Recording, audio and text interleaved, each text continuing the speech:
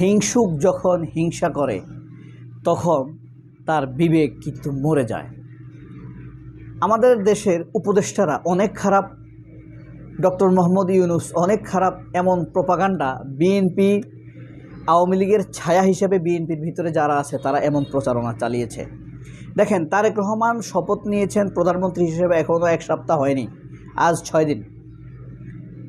এখন তারা বলছে উপদেষ্টাদের যদি ক্ষমতার লোভ নাই থাকে, মোহ নাই থাকে, তাহলে এখনও কেন তারা বাসা ছাড়ছে না? আরে ভাই, এখনও 1 সপ্তাহ হয় নাই, তারা যে নতুন বাসায় উঠবে সেগুলো ক্লিন করে অথবা যে অবস্থা ছিল সেগুলো ঠিক করে সেখানে ওঠা তো একটা সময়ের ব্যাপার।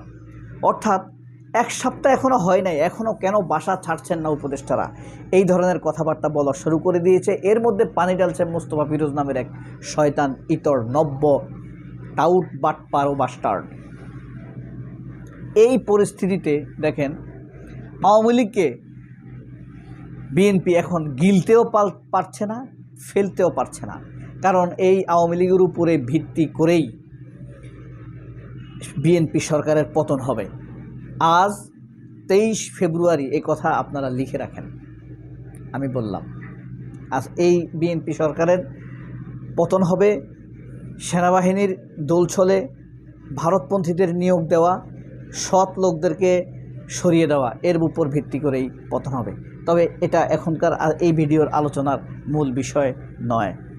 এদেশের বহু মানুষ, মূল আলোচনার বিষয় যা করছিলাম, মোস্তফা ফিরোজেরই একটি ভিডিও তিনি আজকে করেছেন। এদেশের বহু মানুষ নাকের রুমাল দিয়ে বিএনপিকে ভোট দিয়েছে, কারণ নাকে যদি রুমাল না দেয় চাঁদাবাজের গন্ধ, দুর্নীতির অতীত গন্ধ, পুরানো গন্ধ মানুষের নাকে লাগে, সেগুলো ভুলে গিয়ে মানুষ বিএনপিকে ভোট দিয়েছে। তবুও নাকি মানুষ জামায়াতকে ক্ষমতায় আনতে চায় নাই। এই সুশীল, বেয়াদব, অসভ্য মহিলার সন্তান নুরুল কবির মদখোর, ঢাকা ক্লাবের গেইটে দাঁড়িয়ে যে মদ খায় এবং রাস্তার মহিলাদেরকে বিশ্রী ভাষায় মদ খেয়ে মাতাল হয়ে গালাগালি করে, আমরা তো সেই নুরুল কবিরকে চিনি। প্রথম আলোর অফিসে আগুন দেওয়ার পরে সে যেইভাবে তথ্য প্রমাণ ছাড়া মিথ্যা কথা বলে এটা ইসলামপন্থীরা করেছে বলে যেভাবে ন্যারেটিভ চাপিয়েছে, তাতে আর বিন্দুমাত্র সন্দেহ থাকার কথা নয়। তার জন্মটি ত্রুটিপূর্ণ ছিল, বায়োলজিক্যালি ত্রুটিপূর্ণ ছিল। এসব অসভ্য শুয়োরের বাচ্চাদেরকে আমরা মাঝে মাঝে বুদ্ধিজীবী হিসেবে ট্রিট করতে চাই, আবার অনেকে তাদেরকে সম্মান দিয়ে জাতেও উঠতে চায়। এই কায় কারবারে কীভাবে, কতদূর এই বুদ্ধিজীবীদেরকে মান্য করে আপনি এগোতে পারবেন? আপনার বুদ্ধি সততাই বা কতটুকু এগোতে পারবে? আপনারা জানেন ডক্টর ইউনূসকে নাকি দেশে বিদেশে রাষ্ট্রপতি, দুর্নীতিবাজ, চোর রাষ্ট্রপতি ছুপ্পুকে ডক্টর ইউনূস নাকি দেশে বিদেশে নানান কর্মকাণ্ডে বাধা দিয়েছে। তার এই কথা বলতে লজ্জাও করলো না।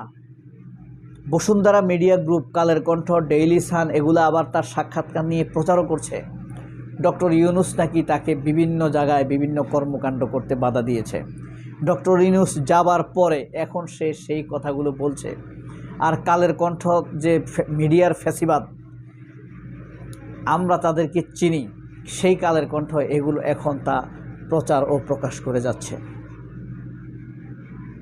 যেদিন ডাক্তার জামায়াতের আমির, গিলুহীন আমির, এই বসুন্ধরার অফিসে গিয়ে নিন্দা জানিয়েছিল বসুন্ধরা হামলার, সেদিন আমি বলছি এই বসুন্ধরা অফিস থেকে প্রথম পিটুনি খাবে এই জামায়াতের আমির, মনে রাখবেন। অতিরিক্ত সুশীল দেখানো, যাতে উঠতে চাওয়া, যতটা সৎ নয় ততটা সৎ হিসাবে নিজেকে প্রকাশ করা। তুমি মানুষ ডাক্তার শফিক, তোমার ভুল ত্রুটি থাকবে, এটা মানুষ বুঝবে, ক্ষমা করবে, কিন্তু নিজেকে ফেরেশতা হিসেবে দাঁড় করতে যাবে না, নইলে আল্লাহর নালতে পতিত হবে, মানুষের অভিশাপ পাবে। কারণ তোমরা আমানত রাখতে পারো না। মানুষ তোমাকে, কোটি কোটি মানুষ তোমাদেরকে ভোট দিয়েছে, সেই আমানত তোমরা রক্ষা করতে পারো নাই। অতিরিক্ত সুশীলগিরি দেখাইতে যাও। সেই বসুন্ধরা মিডিয়া এখন আমাদেরকে কি করছে? জাতির উপরে নতুন ন্যারেটিভ চাপিয়ে দেওয়ার চেষ্টা করছে, ভারতীয় হেজিমনির উপরে আমাদেরকে নতুন মানসিকতা ক্রিয়েট করার চেষ্টা করছে। আমিও ডাক্তার শফিককে এই জন্য ক্ষমা করব না। সে কিছুই করতে পারে না, তৈরি জিনিসগুলো তারা নষ্ট করে দেয়। এই যে কিছুদিন যাবৎ দেখছেন আপনি বাংলাদেশের তাজুল ইসলামকে সরিয়ে দিচ্ছে বিচার বিভাগ থেকে প্রসিকিউটর হিসাবে, আপনার কামরুল হাসানকে সরিয়ে দিচ্ছে। এটা নিয়ে বিরোধী দল হিসাবে জামায়াতের কোনো বক্তব্য আছে? এই বিষয়ে তাদের বক্তব্য থাকবে না? এই বিষয়ে তাদের কোনো বক্তব্য নেই। তাহলে তুমি রাজনীতিটা কিসের করো? কম্প্রোমাইজের রাজনীতি করো? কাকে খুশি করতে চাও? আমাদেরকে খুশি না করলে তোমাদেরকে ভোট দিবে কে? মানুষ পঙ্গপালের মতো, পাগলের মতো নিজ নিজ জেলায় ছুটে গিয়েছে তোমাদেরকে ভোট দেওয়ার জন্য, সেটা তোমরা রক্ষা করতে পারো নাই। সেই মানুষকে খুশি করার তোমরা চেষ্টা করতে পারছো না। তোমরা কাকে খুশি করার জন্য চেষ্টা করো? বাইরে ভোট দিতে গিয়ে আমাদের যে 60-70 এক একটা লোকের 60-70টা হাজার টাকা খরচ হয়েছে। কিছু কিছু মানুষ তোর যে যা পারছে খরচ করছে, তাই না? এই যে ভোট দিতে, ভোট দিয়েছি, ভোট দেওয়াইছি, লাখ লাখ টাকা খরচ করছে মানুষ, তো 20-30 লাখ টাকা খরচ করছে। আমরা তো কম করছি, আমরা সাধ্য কম বলে শুধু ভোটের জন্য গিয়ে 90,000 টাকা খরচ করে আসছে। 90,000 টাকা সে আমানত, এটা রক্ষা করতে পারছে?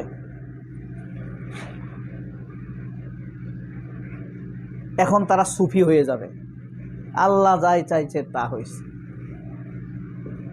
খুব সুফি হয়ে যাবে। এখন খানকার পীর হয়ে যাবে, তাবলিগের মতো হয়ে যাবে। তো কেউ আমানত রক্ষা করতে পারে না। নুরুল কবিররা এক অসভ্য, জামায়াত বিরোধী দল হিসেবে এখন দায়িত্বহীনতার পরিচয় দিচ্ছে। কামরুল হাসানের ট্রান্সফারের প্রতিবাদ তাদের মধ্যে নেই কেন? থাকতে হবে। তাজুল ইসলামকে যে এখান থেকে সরিয়ে দেওয়া হচ্ছে, সেটার প্রতিবাদ জামায়াতের মুখে নাই কেন? থাকতে হবে। এখন হয়তো বলবে আমরা বলেছি, মিডিয়া প্রকাশ করে না। তোদের মিডিয়া নাই কেন? মিডিয়াও থাকতে হবে। এটার জন্য তোদেরকে জবাব দিতে হবে। তোদের ভিতরে কোন ভারতীয় দালাল তোদেরকে মিডিয়া করতে দেয় নাই, সেটাও তো প্রকাশ করতে হবে। মানুষের এই ক্ষোভের দায় তোমাদেরকে নিতে হবে না? সেটা ওয়ান কাইন্ড অফ অভিশাপ। You will cursed by popular humanity. তোমরা মানুষের আমানত রক্ষা করতে পারো না। বিএনপিও মানুষের আমানত রক্ষা করতে পারে না, মিস ইউজ করে। যদি তাদেরকে আমানত দেওয়া হয়, তারা সেটা মিস ইউজ করে, মানুষের বিরুদ্ধে তারা ব্যবহার করে, নিজের দলের লোকদের বিরুদ্ধে ব্যবহার করে, মুসলমানদের বিরুদ্ধে ব্যবহার করে। এই পরিস্থিতিতে মানুষ কার উপরে ভরসা রাখবে, কার উপরে আস্থা রাখবে? জামায়াত আমানত রক্ষা করতে পারে না। জামায়াত কি আমানত রক্ষা করতে পারছে? পেরেছে? এখন পারছে? বিরোধী দল হিসেবে জামায়াতের ভূমিকা কি সঠিক হচ্ছে? পালন করতে পারছে? বিরোধী দল হিসেবে কী দায়িত্ব তাদের? এইসব ভুল সিদ্ধান্তের প্রতিবাদ করতে হবে না? ছায়া মন্ত্রী পরিষদ নিয়ে তোমরা কি করতেছ? প্রতিরক্ষা মন্ত্রী হিসেবে তারেক রহমান ভুল সিদ্ধান্ত নিছে, তাহলে তোমাদের ছায়া প্রতিরক্ষা মন্ত্রী সেই ভুল সিদ্ধান্তের প্রতিবাদ করছে না কেন? ছায়া প্রধানমন্ত্রী হিসেবে তারেক রহমান ভুল সিদ্ধান্ত নিচ্ছে, ছায়া প্রধানমন্ত্রী হিসেবে তোমরা সেটার কেন প্রতিবাদ করছো না? তাহলে তোমাদের মন্ত্রিসভা দিয়ে মানুষ কচু খাবে? সবাই অনেক ভালো থাকবেন। আল্লাহ হাফেজ। আসসালামু আলাইকুম।